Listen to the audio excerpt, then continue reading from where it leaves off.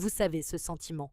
Celui de croire connaître quelqu'un, de connaître sa voix, ses gestes, ses rêves, et puis un jour tout s'écroule parce que cette personne n'était jamais celle que vous pensiez. Je m'appelle Clara, j'ai 36 ans, et l'homme que j'aimais n'existait pas vraiment. On s'est rencontrés dans un café dans le 11e arrondissement, Julien. Grand, calme, le regard rassurant, il m'a écouté comme personne. Il se souvenait de tout, mon roman préféré, la mort de mon père, même la façon dont je tournais ma cuillère dans le café. Il me faisait sentir spéciale, choisie. Au bout de 2 mois, il m'a dit « Je n'ai jamais ressenti ça avant ». Et moi, j'y ai cru. Julien avait réponse à tout. Il disait travailler dans la finance, souvent en déplacement. Mais il m'appelait tous les soirs. Des messages doux, des photos de paysages, des petits mots. Il parlait d'avenir, d'appartements, de voyages. Je me sentais en sécurité. Mes amis me disaient « Clara, il a l'air parfait ». Et je répondais « Oui ».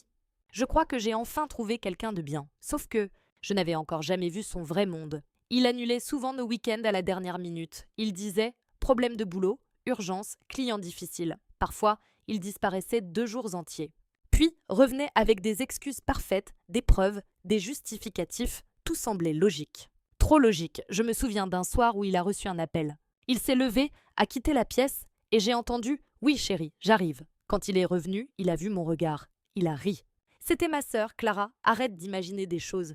Et j'ai voulu le croire. 3 semaines plus tard, j'étais chez lui. Il avait oublié son ordinateur ouvert. J'ai vu une notification, à ce soir mon amour. Élodie, mon cœur s'est arrêté. J'ai cliqué. Des messages, des photos, des anniversaires, fêtés ensemble une autre vie.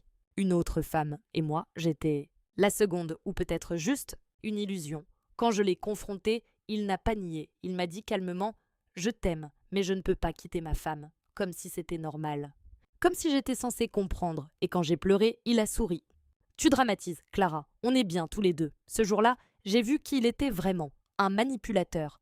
Pas violent avec les mains, mais avec les mots. Et les mots font parfois plus mal que les coups. J'ai coupé contact, mais il revenait sans cesse.